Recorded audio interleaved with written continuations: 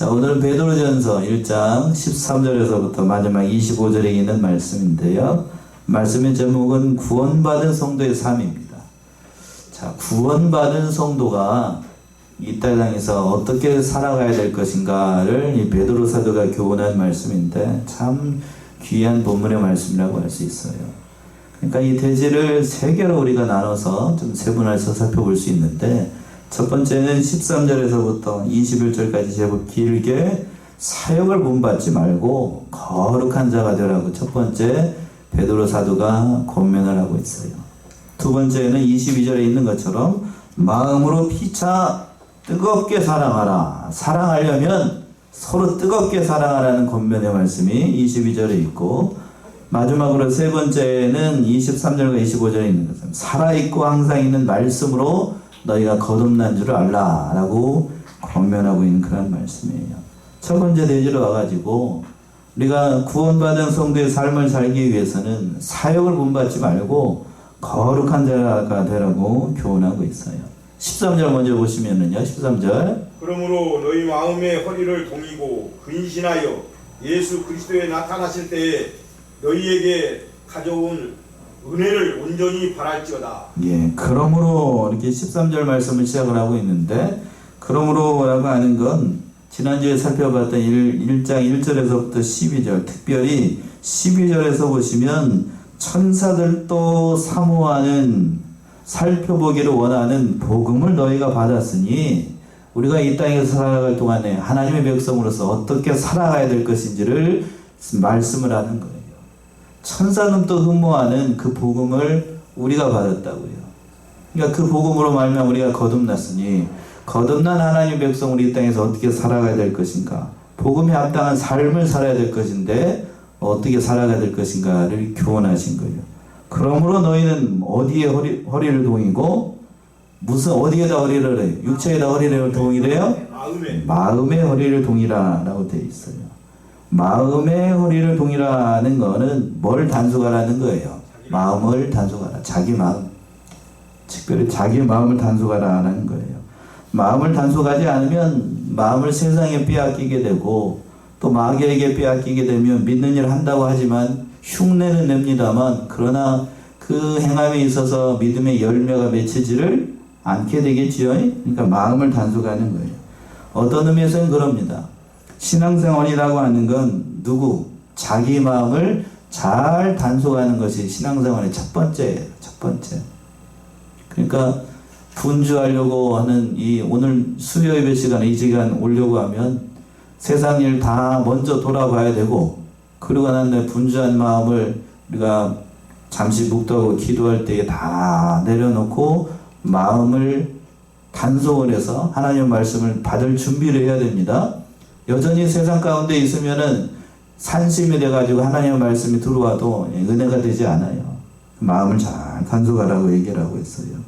그러니까 인간의 부패한 본성이 있기 때문에 우리는 늘 자기 마음 단속하는 일이 참 중요하다는 거예요. 그래서 잠언에서는 이렇게 교훈하고 있죠. 잠언 4장으로 가보시면, 잠언 4장 23절 24절 보시면, 잠언 4장 23, 24. 무릇 지킬 만한 것보다 더욱 내 마음을 지키라. 생명의 근원이 이에서 남이니라. 괴유를 내 입에서 버리며 삭골 내 입에서 멀리하라. 예, 말씀 참 귀한 말씀이죠. 무릇 지킬 만한 것보다 더욱 뭘 지키래요? 네 마음을 지키라. 그러면서 생명의 근원이 바로 여기에서 난다는 거예요. 내 마음에서. 그러면서 24절에서는 괴유를 내 입에서 버리고 잘못된 말을 내 입에서 멀리하라. 함부로 얘기하지도 말고. 마음을 단속하지 않으면 입에서 뭐가 나오기가 쉬워요. 잘못된 말이 나오니까요. 그러니까 마음을 첫 번째로 잘 단속을 하는 거예요. 오늘 베드로도 그 얘기를 하는 거예요. 마음의 허리를 동이라. 마음의 허리를 동여서 하나님 앞에 진실된 사람들로 살아가라 라고 권면을 하고 있고, 두 번째는 뭐 하라고 되어 있냐면 근신하라 라고 되어 있어요. 근신하는 말은 삼가 조심하는 거죠. 삼가 조심하는 거. 자기를 이기는 생활이라고 할 수 있어요.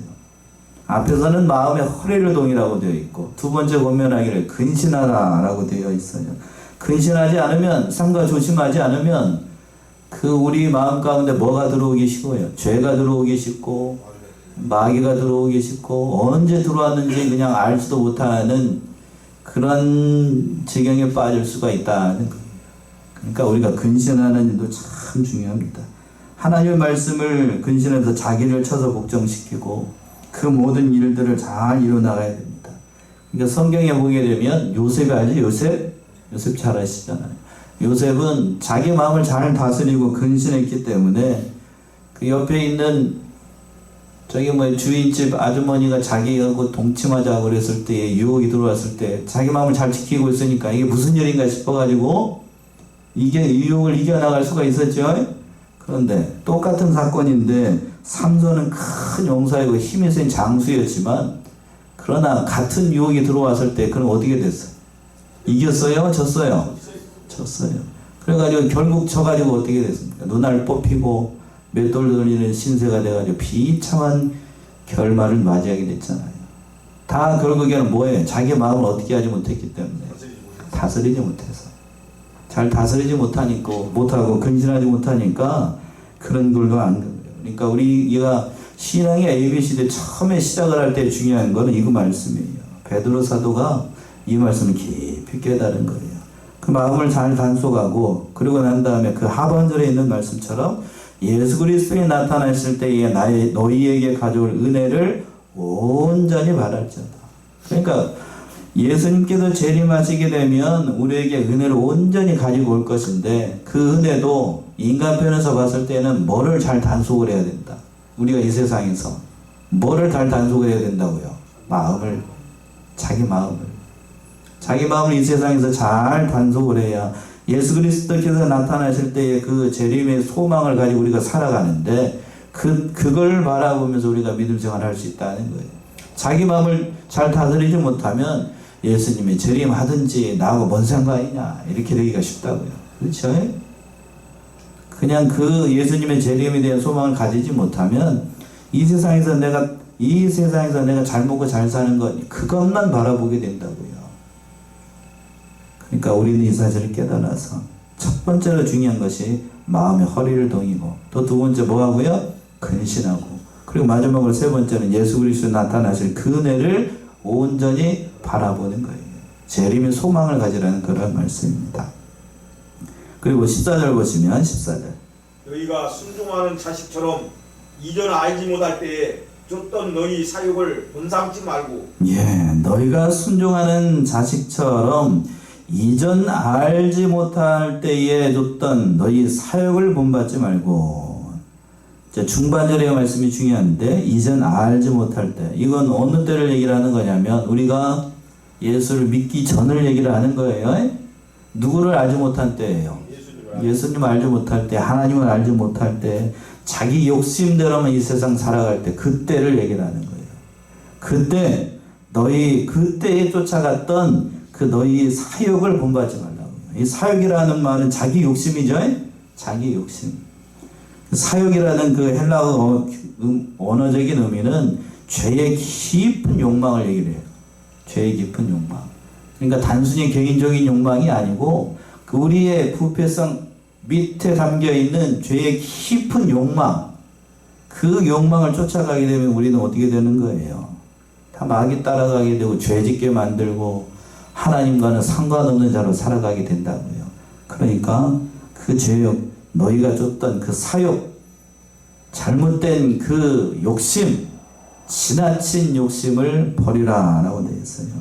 그래서 에베소서 4장에서는 그 얘기를 했습니다. 한번 보시죠. 에베소 4장 22절에서부터 24절 보시면 에베소 4장 22절에서부터 24절 너희는 욕심을 따라 썩어져가는 구습을 따르는 옛사람을 벗어버리고 오직 너희의 심령에 새롭게 되어 하나님을 따라 의의 진리의 거룩함으로 지으심을 받은 새 사람을 입으라. 거기서도 그랬죠. 22절에서 너희는 유혹의 욕심을 따라 썩어져가는 구습을 쫓는 무슨 사람을 벗으래요? 옛사람. 쉽게 얘기해서 에베소서에 있는 것처럼 옛날 사람을 벗어버리라. 여기서는 베드로 사도는 뭐라고 얘기했어? 너희의 사욕을 본받지 말라. 옛날 묵었던 그러한 것, 여전히 예수를 믿으면서도 옛날 사람처럼 살아가게 되면, 옛사람처럼 살아가게 되면, 자기 욕심 따라서 살아가게 되면 그건 하나님을 믿는 사람이라고 얘기할 수 없는 거지요. 그 얘기를 지금 하고 있는 겁니다. 우리는 어떻게 살아가는 건가? 그래서 15절 보시면 15절. 오직 너희를 부르신 거룩한 자처럼 너희도 모든 행실에 거룩한 자가 되라. 자, 우리 15절 합독합시다. 15절이요. 시작. 오직 너희를 부르신 거룩한 자처럼 너희도 모든 행실에 거룩한 자가 되라. 오직 너희를 부르신 자처럼. 여기 부른 사람이 누구를 얘기를 하는 걸까요? 예수님이라고 해도 되고 하나님이라고 해도 되죠. 그 하나님이 거룩한 것처럼, 예수님이 거룩한 것처럼 우리의 모든 행실들도 다 예수님 본받고 하나님 본받아서 거룩한 자가 되어야 된다는 거예요. 거룩이라는 말의 뜻은 알죠? 구별되었다. 뭐하고 구별됐다는 거예요? 세상하고 구별되고 죄하고 구별되고 잘못된 것하고 구별된 그러한 하나님의 편에서 신실한 사람이라는 거예요. 그렇다면 여러분 구별된 사람인가요? 구별된 사람이라고 이미 얘기를 했는데 구별된 사람 아니라고 그러면 하나님 뭐 어쩌라는 얘기예요. 그런데 구별됐는데 우리는 실제로 구별된 삶을 사나요? 그건 아니죠. 그건 아니에요. 구별된 사람인데 이 세상에서 살아갈 동안에 구별된 사람처럼 살지 못해요. 왜 그럴까? 이미 앞에서 답이 나왔어요. 너희 마음에 뭐를 못 동이니까, 뭐를 마음을 못 동이고 근신하지 못하고 깨어있지 못하고 옛날 사람으로 살아가니까 구별되어 있어도 구별된 사람인지 뭔지 알 수가 없어. 삶을 보면 말하는 거나 행동하는 거나 모든 거 보게 되면 저 사람이 믿는 사람인지 안 믿는 사람인지 도무지 헷갈려. 도무지. 그 얘기를 지금 하고 있는 거예요. 그러니까 실제 삶 가운데에서 베드로 사도는 그 얘기를 하는 거예요. 하나님 거룩한 것처럼, 예수님이 거룩한 것처럼 너희도 어떻게 해야 된다? 거룩한다. 모든 말과 행실에 있어서 거룩한 자가 되어야 된다는 거예요. 또 16절에서 보시면 16절. 기록하였으되 내가 거룩하니 너희도 거룩할지어다 하셨느니라.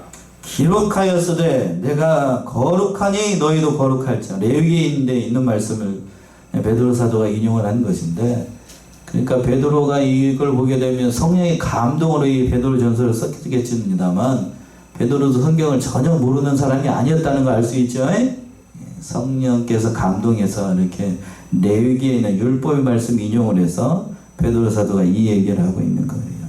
그러니까 거룩이라는 말, 구별된 삶을 살아가는 것이, 신자로서의 삶을 살아가는 것이 얼마나 귀한 일인지를 잘 아니까 이렇게 사도 베드로가 얘기를 하고 있는 겁니다. 그리고 또 17절에서 보시면 17절. 의무로 보시지 않고 각 사람의 행위대로 판단하시는 자를 너희가 아버지라 부른즉 너희의 나그네로 있을 때를 두려움으로 지내라. 외모로 보시지 않고 각 사람의 행위대로 판단하시는 자를 너희가 누구라고 부른다고? 아버지라 부릅니다. 근데 이 하나님께서 우리를 볼 때에 외모를 보시지 않는다라고 되어 있어요.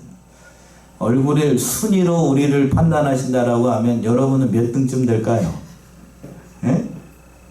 생긴 대로 하나님께서 판단하신다라고 하면 얼굴 순위로 판단한다고 아무리 저 끝에쯤 가 있을걸? 그렇죠? 등수에도 못 들지도 몰라. 그런데 하나님은 외모로 사람을 보는 게 아니에요. 뭘로 보신다라고 되어 있냐면 여기서는 행위라고 되어 있고 다른 데서는 중심을 보신다고 했죠. 중심. 그러니까 하나님은 우리의 중심을 보십니다. 우리의 중심이 누구를 향해 있는가? 하나님을 향해 있는가? 세상을 향해 있는가? 이걸 보신다고요. 그러니까 우리에게 소망이 있어요? 없어요?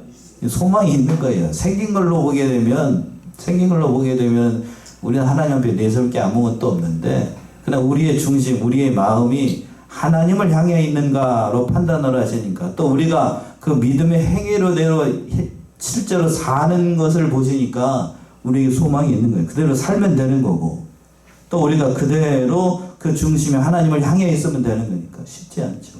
쉽죠. 쉬운 거예요. 그래서 하나님께서 그 중심을 보시고 이스라엘의 사울 다음에 이스라엘의 두 번째 왕을 삼은 사람이 있으면 누구예요? 다윗입니다. 다윗. 본래의 다윗은 외모로 보게 되면 왕이 될 만한 그릇이 아니었어요. 자기 형이 몇 명이나 더 있어? 7인지 8인지 더 있었다고요. 막내의 막내. 오늘 어제 우리 집 막내가 와가지고 어머니 도와준다고 왔는데, 그러니까 아무튼 뭐 제 얘기를 해서 죄송합니다만, 이 막내는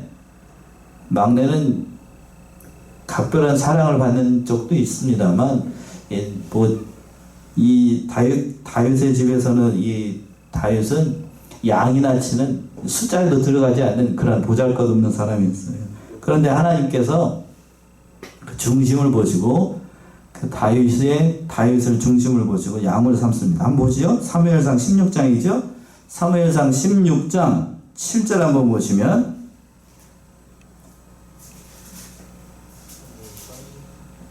사무엘상 16장 7절.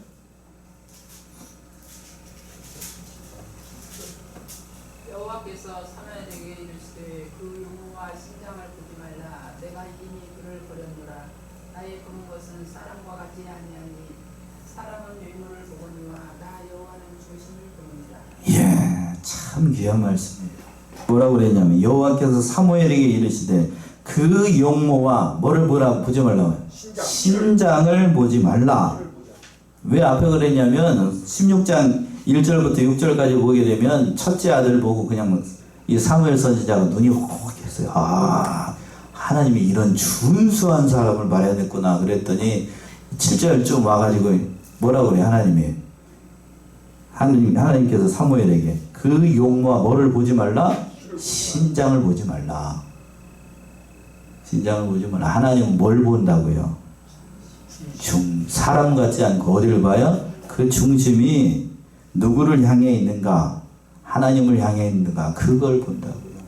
그러니까 내 얼굴이 잘생겼다, 내 얼굴이 못생겼다, 기죽을 필요도 없고, 내 키가 짝달막하다, 이거 기능들 필요가 없는 거예요. 하나님은 용모를 보시지 않고 뭘 보지 않냐고요? 두 가지, 신장을 보시지 않아요. 그러니까 중심을 보시니까 우리는 하나님께 소망이 있는 거예요. 그러니까 외모를 보시지 않고 사람의 행위대로 판단하시는 그 사람, 그분을 아버지라고 불렀으니까 우리에게 소망이 있는 거예요. 그러면서 그 하반절에서 얘기했습니다. 10절 좀 본문 돌아오면 너희의 나그네로 있을 때를 어떻게 지내라? 두려움으로 지내라. 그러니까 하나님께서 이 세상 살아갈 동안에 나그네와 같은 삶을 살아가는데 그 잠깐 있는 나그네의 삶 가운데에 하나님을 두려워하는 마음으로, 두려워한다는 건 하나님을 경외하는 삶을 살아가는 거죠. 이 세상에서 하나님의 백성답게 사는 걸 얘기를 하는 건데, 영원한 본향이 되는 그 하늘나라의 소망을 두고 땅의 것만 바라보지 말고 기죽지 말고 제발 좀 하나님의 백성답게 멋지게 그렇게 살라는 얘기예요. 멋지게 살라. 땅의 것이 좀 안 된다고 그냥 낙심해가지고 그냥 왜 안 되니까 하나님 앞에 와가지고 울고불고 그러지 말고 멋지게 그냥 통 크게 하나님 백성답게 그렇게 살라는 얘기예요. 그렇게 해야 되겠죠? 예. 아멘이십니까? 세상 것 때문에 잘 안 된다고 근심할 필요가 없는 거예요. 우리는 누구를 모셨으니까요. 하나님을 내 아버지로 모셨으니까 얼마나 귀한 거예요. 그래서 본문 돌아서 18절은 이렇게 얘기했죠. 18절. 너희가 알거니와 너희 조상의 유전한 망령된 행실에서 구속된 것은 은이나 금같이 없어질 것으로 한 것이 아니오 19절까지요. 오직 흠없고 점없는 어린 양 같은 그리스도의 보배로운 피로 하는 것이니라. 예, 참 귀한 말씀입니다. 우리가 구속을 받은 것이, 구속의 은혜를 받은 것이 뭘로 구속의 은혜를 받았는지를 설명하는 건데 18절 보시면 너희가 알거니와 너희 조상의 유전한 망령된 현실에서 구속받은 것은, 구속된 것은 금이나 금같이 없어질 것으로 한 것이 아니요. 뭘로 구속받았대요? 오직 흠없고 점없는 어린 양 같은 그리스도의 무슨 피? 보배로운 피로 된 것이다. 얼마나 귀해요.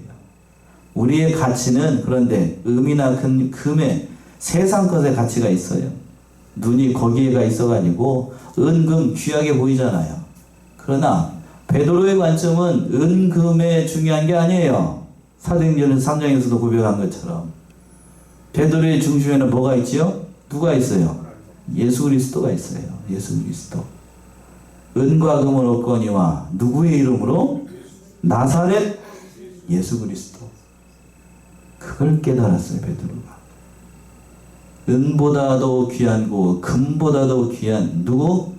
예수 그리스도. 그걸 깨달았기 때문에 본문 19절에서도 오직 흠없고 점없는 어린 양 같은 누구의 피로? 그리스도의 피로 너희가 구속을 받은 것이 얼마나 큰 은혜인지를 알고 있느냐는 거예요. 안다면 그리스도의 백성답게 이 세상에서 하나님의 백성답게 살아야 된다는 얘기겠죠. 그러면서 또 20절 보시면 20절. 그는 창세전부터 미리 알리신 바 된 자나 이 말세에 너희를 위하여 나타내신 바 되었으니. 예, 그는 바로 예수님을 얘기를 하는 거예요. 예수님은 창세전부터 미리 알려지신 바 되었다. 이 신학적으로 뭐라고 하냐면 그리스도의 선제라고 얘기해요. 영원 전부터 계신 분, 그런 뜻이에요. 영원 전부터 계신 분. 그리고 또 그 분이 이 말세에 너희를 위하여 어떻게 됐다고요? 나타나신 바 되었다. 이 말세라는 얘기는 예수님이 초림하셔가지고 지금까지 상대를 얘기를 하는데 좁은 의미로 얘기한다라고 하면 예수님께서 이 세상에 육신의 이 옷을 입고 오신 것을 얘기를 하는 거예요. 이걸 세자로 뭐라고 얘기를 한다고요? 성육신. 그걸 얘기를 하는 거예요. 보이지 않던 하나님이 보이는 하나님으로 이 땅에 오신 사건을 뭐라고 그러냐면 성육신이라고 얘기합니다. 성육신. 얼마나 귀한 거예요. 얼마나 귀한 거예요. 그러니까 이 사실을 깨닫는다고요. 얼마나 귀해요. 우리가 그 예수님을 지금 보고 믿고 있다는 사실 얼마나 귀하냐고요. 그리고 21절 보시면 21절. 너희는 저를 죽은 자 가운데서 살리시고 영광을 주신 하나님을 그리스도로 말미암아 믿는 자니 너희 믿음과 소망이 하나님께 있게 하셨느니라. 예. 제가 오늘 이 말씀을 이렇게 연구하면서 느낀 건 베드로가 예수 그리스도에 대해 깨달은 것이 참 대단하다는 거예요. 여러분도 어떻게 느끼시나요? 보통 우리가 베드로를 생각을 할 때 일자무식이라고 생각합니다. 그렇죠? 예? 저기 나사렛 호수에서 그 갈릴리 호수에서 뭐 잡던 사람? 고기 잡던 어부, 불황무식한 그런 사람으로 생각을 하는데 오늘 그런데 21절까지 이렇게 쭉 보게 되면 예수님에 대해서 얘기를 하는데 이 대단한 신학적인 경제 이런 것을 우리가 알 수 있습니다. 20절에서는 뭐라고 그랬어요? 그는 언제부터 계신 분?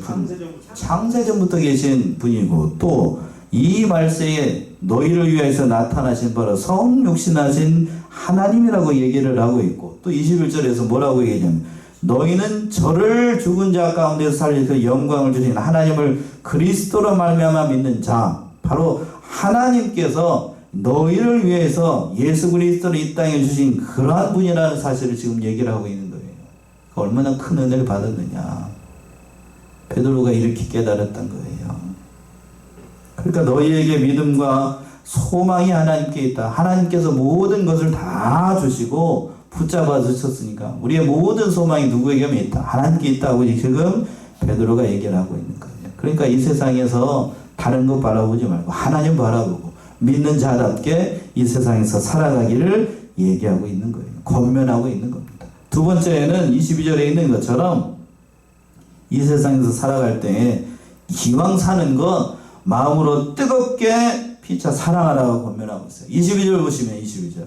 너희가 진리를 순종함으로 너희 영혼을 깨끗하게 하여 거짓이 없이 형제를 사랑하기에 이르렀으니 마음으로 뜨겁게 피차 사랑하라. 자, 우리 22절 조금 긴데요. 우리 합독할까요? 참 귀한 말씀입니다. 22절 시작. 너희가 진리를 순종함으로 너희 영혼을 깨끗하게 하여 거짓이 없이 형제를 사랑하기에 이르렀으니 마음으로 뜨겁게 피차 어떻게 하라고요? 사랑하라.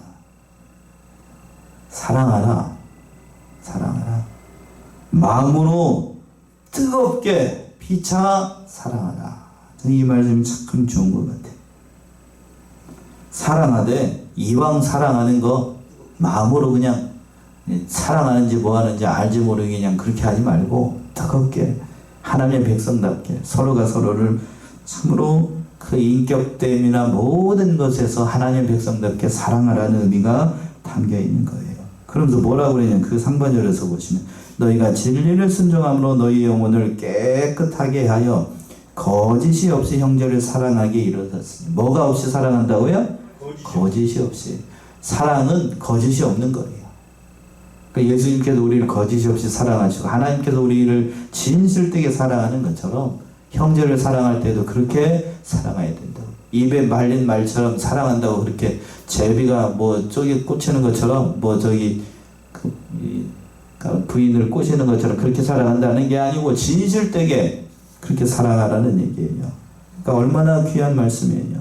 그리고 마지막으로 23절부터 25절까지 이제 마지막 세 번째 살아있고 그리고 항상 있는 하나님의 말씀 우리가 거듭난 하나님의 백성이니 이 사실을 잊지 말고 하나님의 백성답게 살라는 의미가 23절부터 나옵니다. 23절 보시면 23절 너희가 거듭난 것이 썩어질 씨로된 것이 아니요 썩지 아니할 씨로된 것이니 하나님의 살아있고 항상 있는 말씀으로 되었느니라. 예, 너희가 거듭난 것이 썩어질 씨로 된 것이 아니요 썩지 아니할 뭐로 된 것이요 씨로 된 것이니 그 썩지 아니할 씨가 뭔가 그 하반절에 하나님의 살아있고 항상 있는 뭘로 된 것이라?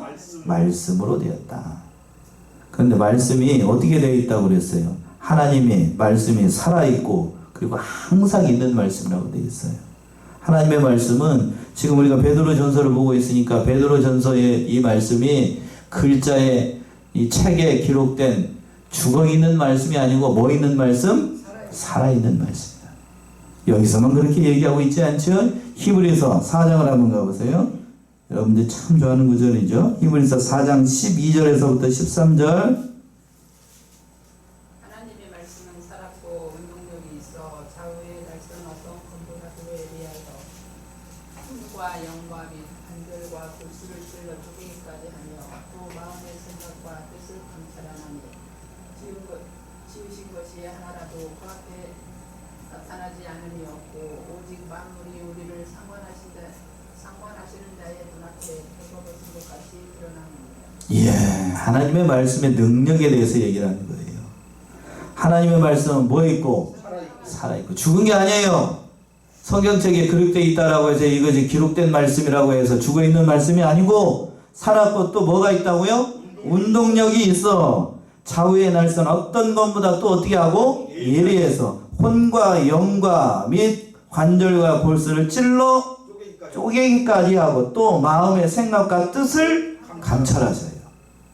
우리가 생각하는 모든 생각을 하나님의 말씀이 다 보고 있다는 얘기예요. 다 보고 있어요. 그러니까 히브리서에서는 이렇게 얘기하고 있어요. 그리고 또 우리 안 집사님 요새 은혜를 많이 받는 것 같아요. 예. 그래서 오늘 본문의 말씀에서도 하나님의 말씀이 살아있어요. 살아있어요. 죽은 게 아니에요. 그 말씀이 들으면 하나님의 말씀을 듣고 자꾸 보게 되면 그 말씀이 우리 가운데 심령 가운데 찔림이 있습니다.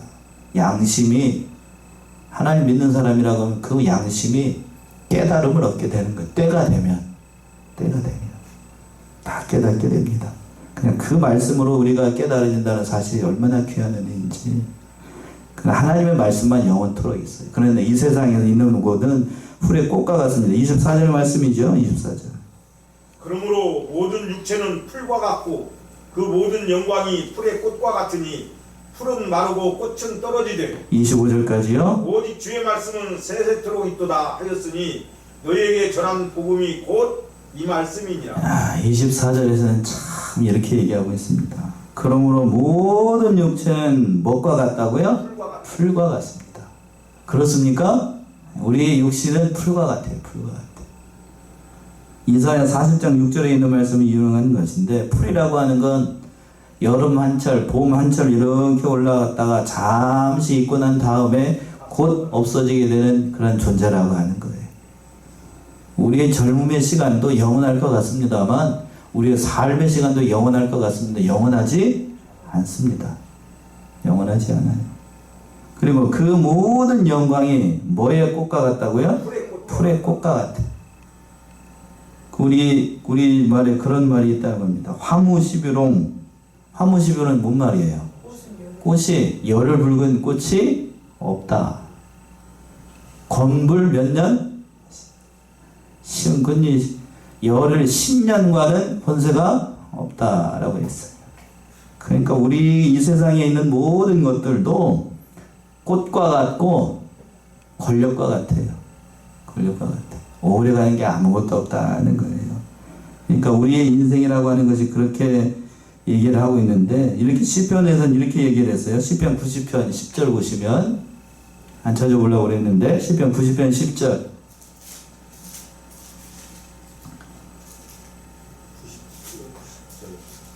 시편 90편 10절. 우리의 연수가 70이요 강건하면 80이라도 그 연수의 자락은 수고와 슬픔뿐이요 신속기간이 우리가 날아가나이다. 예, 참 어떻게 이렇게 잘 표현을 했는지 몰라요. 우리의 연수가 몇 년이요? 70이요. 강건하면 몇 살이로 돼? 80이라도 그 연수의 자랑은 뭐밖에 없대요? 수고와 슬픔뿐이요 신속기간이 우리가 뭐 하는 것 같다고요? 날아가는 것 같아요. 그런가요? 예. 우리의 연수가 70, 그리고 또 80, 강건하면 80. 요즘은 조금 더 사셔가지고 90, 100세 사십니다. 그래봐야 우리의 인생의 모든 자랑은 기쁨과 영광과 그런 게 아니고 뭐밖에 없다고요? 수고와 슬픔이 가득한 인생이다. 그러니까 그리고 우리가 우리의 모든 인생이 날아가는 것 같아. 언제 금방 얘기했던 것 같은데, 금방 젊은 시절이었던 것 같은데 이렇게 노년의 모습이 됐어. 그러니까 우리에게 있는 모든 세상의 것들은 다 지나가요. 다 지나가. 다 지나가고 25절에 있는 것처럼 오직 주의 말씀은 어떻게 있도다? 세세토록 있다. 하나님의 말씀만 영원하다는 얘기예요. 그러니까 우리가 붙잡아야 될 것이 뭐밖에 없다는 거예요. 세상 것? 아니요. 뭐를 붙잡아? 하나님의 말씀을 붙잡고 그 말씀 붙잡고 우리 인생을 살아가야 된다는 거예요. 이 세상에서 하나님의 백성답게. 그러니까 우리가 하나님의 백성답게 말씀 붙잡고 믿음 안에서 승리하는 우리 성도들 모두가 되시기 바랍니다. 기도하겠습니다.